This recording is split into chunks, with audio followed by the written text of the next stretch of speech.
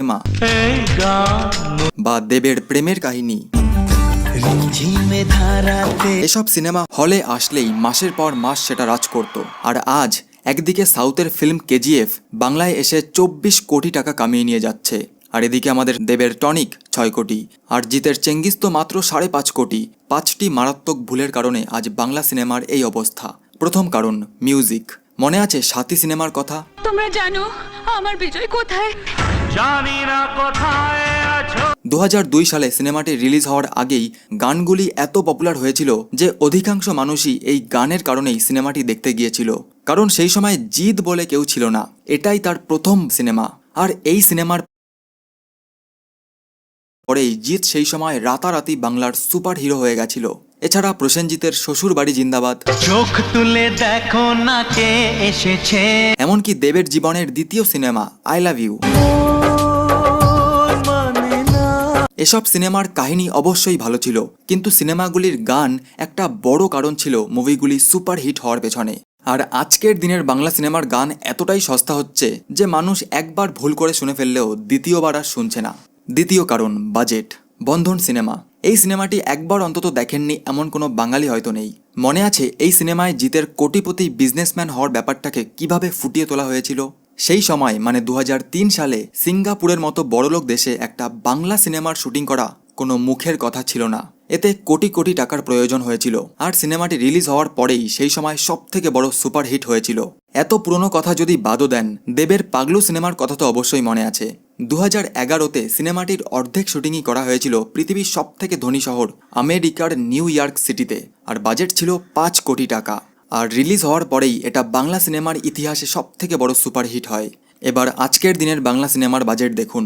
দেবের কিসমিস 1,40,00,000, মিঠুন আর দেব দুই সুপারস্টারের ফিল্ম প্রজাপতি 1,50,00,000, আর রাজ চক্রবর্তীর পরিণীতা তো 90 লাখে কাজ সেরে ফেলেছে।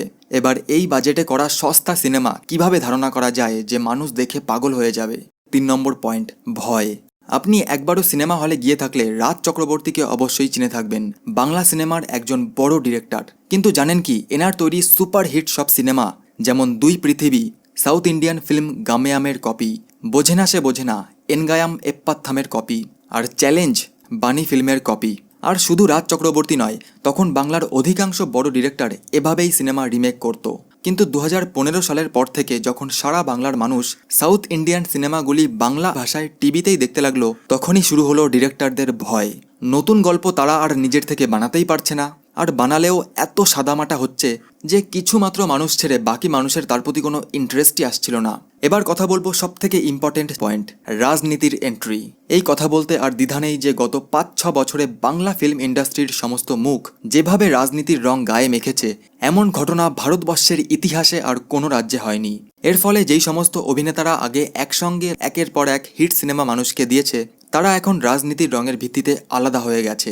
এছাড়া এখন মানুষও তার অপছন্দের পার্টির নেতা নেত্রীদের সিনেমা হলে গিয়ে দেখতে অতটা পছন্দ করছে না, ফলে হাউস ফুল আর হচ্ছে না। এবার আসি 5 নম্বর পয়েন্টে, আসলে মানুষ যা দেখতে চাইছে। অনেকের মতে এই জিও, ইউটিউব, নেটফ্লিক্স আসার পরে মানুষ আর ততটা হলে মাল্টিপ্লেক্সে যায় না, কিন্তু এটা সত্যি নয়। তাহলে কেজিএফ, পুষ্পা, পাঠানের মতো সিনেমা বাইরে থেকে বাংলায় এসে 20-30 কোটি টাকা করে কামিয়ে নিয়ে যেতে পারতো না। আসলে বাংলার মানুষ বাংলার নায়কদের থেকে তেমন বাংলা গল্পই চাইছে, যেমন দুই পৃথিবীর মতো জিৎ আর দেবের আবার একসাথে কোনো জমজমাট কাহিনী, কিংবা শাহরুখ খান, অক্ষয় কুমার যদি 57-58 বছর বয়সে এসে সেই রোম্যান্টিক অ্যাকশন সিনেমা দিতে পারে, তাহলে প্রসেনজিৎ চ্যাটার্জি কেন আর একবারের জন্য সেই ইয়াং লুকে সজনীর মতো রোম্যান্টিক ফিল্ম দিতে পারবে না? মানুষ পাগল হয়ে যাবে দেখার জন্য। কিংবা দেব আর কোয়েল মল্লিকের একসাথে প্রেমের কাহিনীর মতো আবারও কোনো রোম্যান্টিক সিনেমা। এছাড়া ইয়াং জেনারেশন চায় জিতের আওয়ারার মতো আবার কোনো অ্যাকশন সিনেমা দেখে বুক ফুলিয়ে সিটি মারতে।